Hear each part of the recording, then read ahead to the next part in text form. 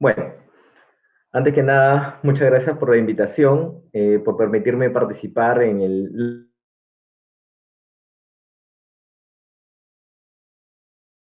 estado de despliegue de la red de transporte y el espectro radioeléctrico para la red 5G en el Perú. Este es un documento,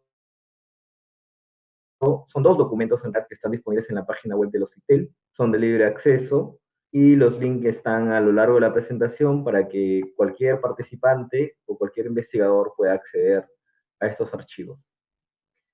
Antes que nada, lo que les quiero presentar acá es cómo es el Perú. En el Perú, al igual que muchos otros países de América Latina, existen más de 100.000 centros poblados. La división es a nivel departamental, en la cual hay 24 departamentos.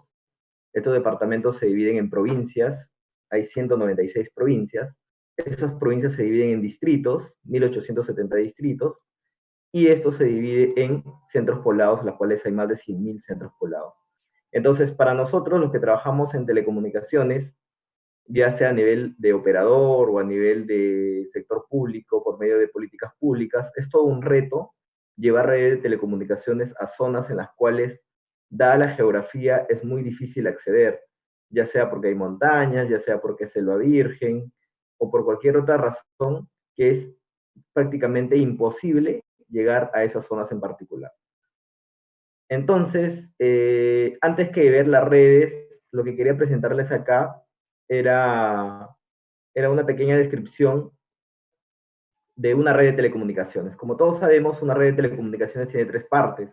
Una que es la parte del acceso, otra que es la parte del transporte y por último la parte del núcleo. Entonces, uno puede instalar una red de telecomunicaciones en la parte de acceso, por ejemplo, con la última tecnología, de pronto con 5G, 6G en algún futuro, pero si no se cuenta con la red de transporte que lleven este tráfico de las redes de acceso de los usuarios, no se va a poder lograr un despliegue adecuado.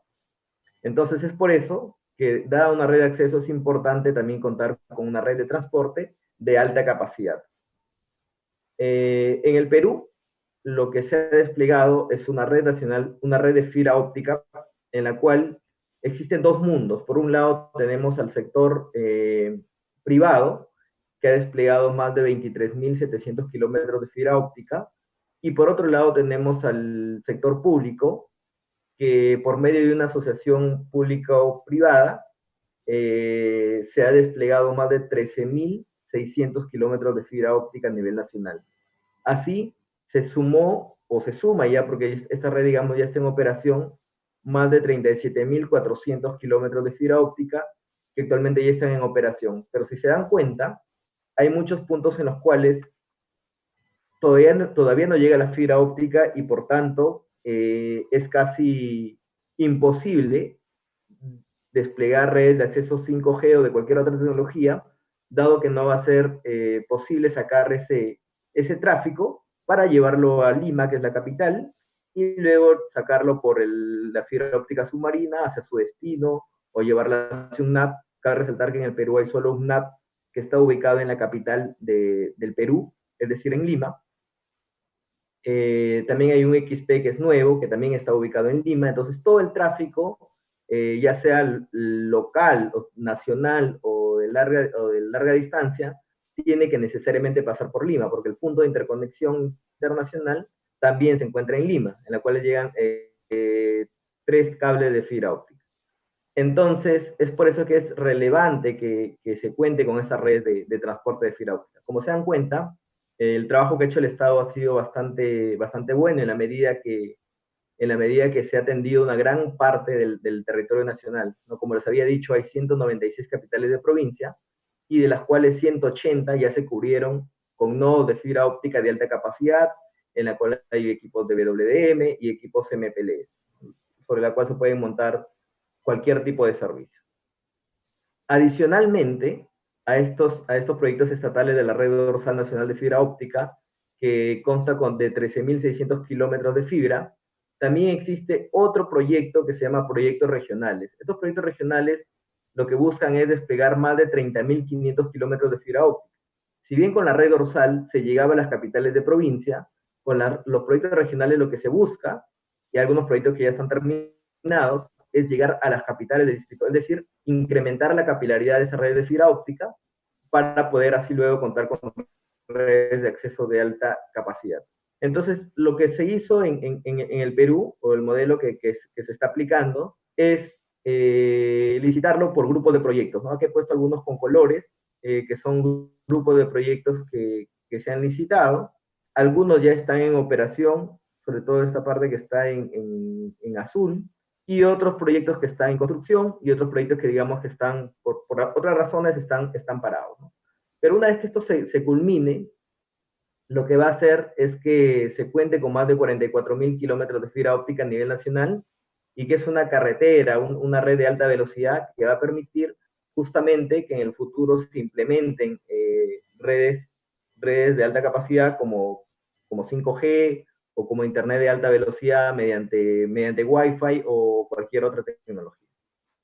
Entonces, el despliegue, digamos que es bastante fuerte, es una apuesta bastante fuerte que ha hecho el gobierno peruano, y esperemos que en los próximos años, si no sé, bueno, dada la coyuntura, este año es complicado, pero en los próximos años que se culminen estos proyectos para lograr una mayor conectividad. Sin embargo, cabe señalar, como les indicaba, que el proyecto de Red Dorsal Nacional de Fibra Óptica fue una asociación público-privada, en la cual ganó un operador de capital mexicano llamado Azteca. Azteca inició operaciones en junio del 2016, ya hace casi 4 años. Como les comentaba, llega a la red a 180 capitales de provincia, cuenta con 322 nodos, es decir, hay provincias en las cuales se cuenta con más de un nodo. El problema acá fue que el contrato que firmó el Estado con el concesionario, es decir, con Azteca, estableció una tarifa de $23 por megabit por segundo. Yo recuerdo aquellos años en los cuales hacemos revisión de tarifas de las redes de transporte, y en aquellos años, para conseguir un megabit por segundo de Lima, por ejemplo, hasta la zona norte en Piura, estaba en el orden de los $200, $300 el megabit por segundo, ¿no? Es decir, solo la parte de transporte. Entonces, para ese entonces, una tarifa de $23 era bastante atractiva, por decirlo así. Sin embargo, con el transcurso de los años, cuando la red, es decir, el estudio de la tarifa de $23 se hizo 2012, 2011, pero cuando la red entra en operación, el escenario ya había cambiado.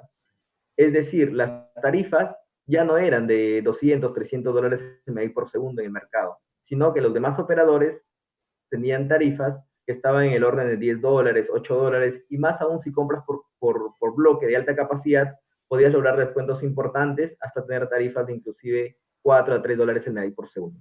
Entonces aquí Azteca enfrentó uno de los tantos problemas que enfrentó, este fue uno de los más fuertes, creo, en la medida de que no podía bajar la tarifa toda vez que estaba fijada por contrato. Entonces acá se muestra un detalle del uso de los enlaces. Si se dan cuenta, casi todos salen de Lima hacia los centros en los cuales no hay fibra óptica, o en las zonas en las cuales están muy alejadas y no hay fibra óptica de los privados, o puntos en los cuales los operadores es su último punto de fibra, en este caso el color anaranjado es el que se aprecia, en las cuales el operador por su propia fibra viene de Lima hasta este punto, que es Arequipa, y de ahí llega hacia los demás puntos por medio de la fibra óptica de Azteca. Entonces, ¿qué es lo que tenemos a la fecha? Bueno, al cierre de este análisis que se hizo en diciembre del año pasado, del 2019, de que solo se usaba una capacidad de 18.95 GB por segundo. Se usaba el 46% de los nodos, es decir, el 54% de los nodos, que están de color rojo, no tenían ni un solo cliente. Entonces, esto evidentemente muestra que si bien es cierto, se cuenta con una red de alta capacidad, por una limitación contractual, está en cierta forma atado, ¿no? Entonces, esperamos que en el transcurso de este año o del siguiente se solucione este problema para que se aproveche esta red al máximo, ya sea por Azteca y por los mismos operadores móviles que quieren brindar servicios en estas zonas alejadas.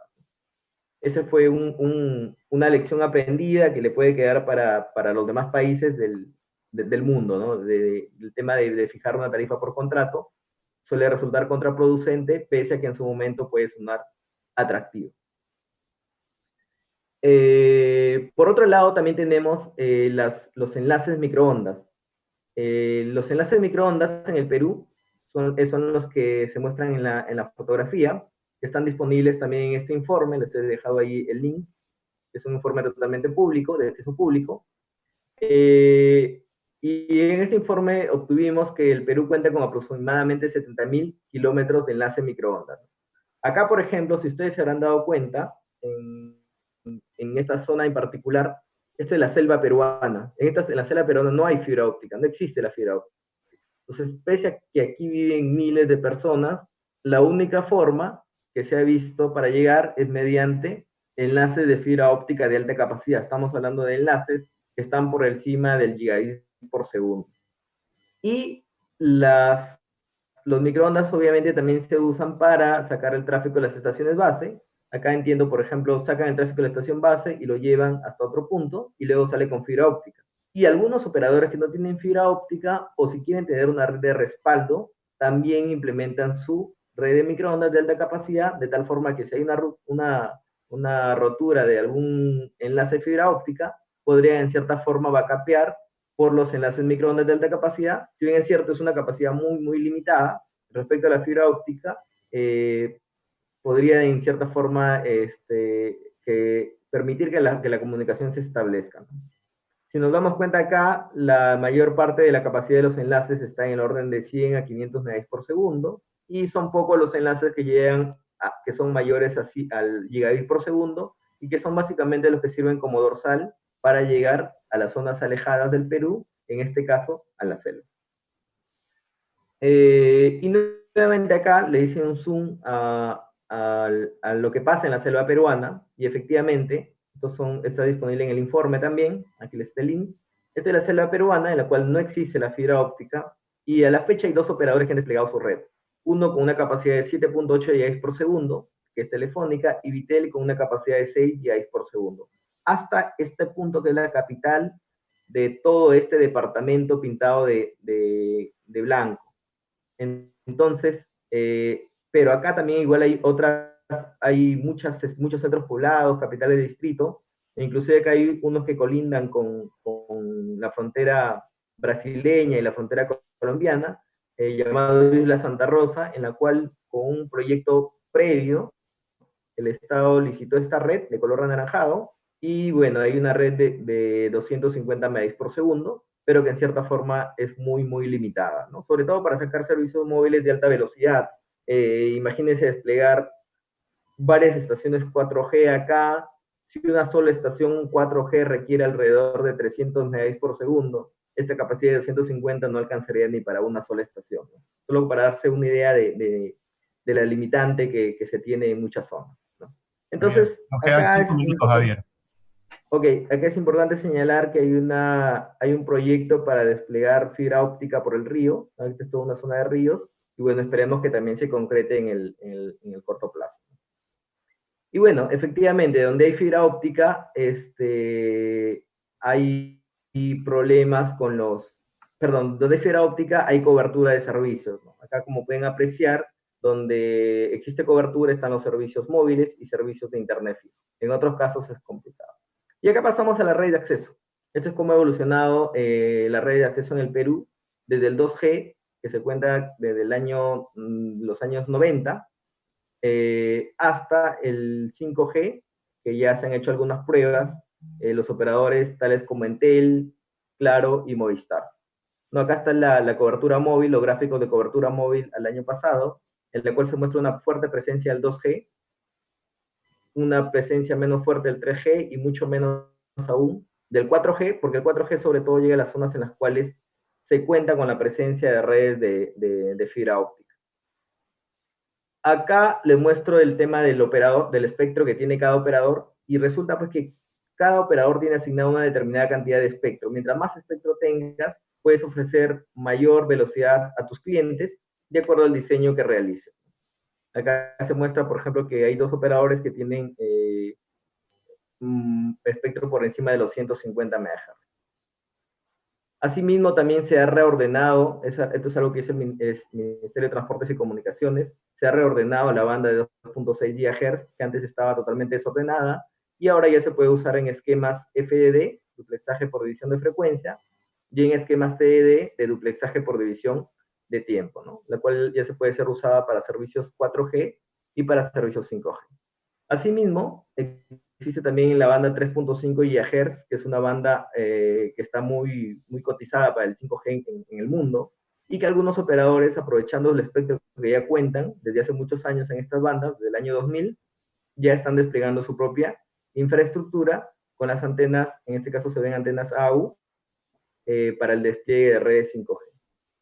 Y bueno, por último, lo que les quería acá mostrar en esta lámina era cómo va el 5G en el Perú. Se han realizado pruebas por los 4 operadores móviles. Existen 4 operadores móviles en el Perú, en las cuales han hecho pruebas en la banda de 3.5 GHz y en la banda de 28 GHz, logrando velocidades que están en el orden de 950 megas por segundo, 3 GB por segundo. Acá, bueno, solo tomaron la latencia de 5 milisegundos, o velocidades de 1.5 GB por segundo, con lo cual se demuestra que el 5G está fuertemente relacionado a velocidades en el orden de los gigabytes por segundo y a latencias muy bajas. Acá están el nombre de los vendors en las cuales han utilizado. Y Nos bueno, quedan 2 minutos. básicamente ese es lo que le quería mostrar en esta presentación. Los links de los informes están disponibles a lo largo de la presentación. Y bueno, quedo atento a alguna consulta o lo que diga el moderador. Muchas gracias, Javier. Tenemos Ok, un par de Macarena. minutos para preguntas antes de que presente el siguiente ponente. César, ¿podés compartirnos las preguntas recibidas? Sí, gracias Macarena y gracias Javier por la presentación. Gracias. Tengo una pregunta de William en donde dice, buen día, si el Perú tiene esa infraestructura, ¿cuáles son las limitaciones para que el país esté conectado nuevamente a la red clara y aprovechar también la tecnología 5G? Claro, efectivamente, la infraestructura existe. Las redes 5G también se van a desplegar. Esperemos que durante el transcurso de fines del 2020 o inclusive el 2021, pero existen algunas limitaciones, ¿no? Como les comentaba, el tema de las limitaciones del contrato, la red dorsal, las limitaciones de los mismos proyectos regionales que aún están en desarrollo. Entonces, en algunos casos se tiene la infraestructura, pero dada esta limitación contractual todavía no se puede utilizar al 100%. Es una fuerte limitante.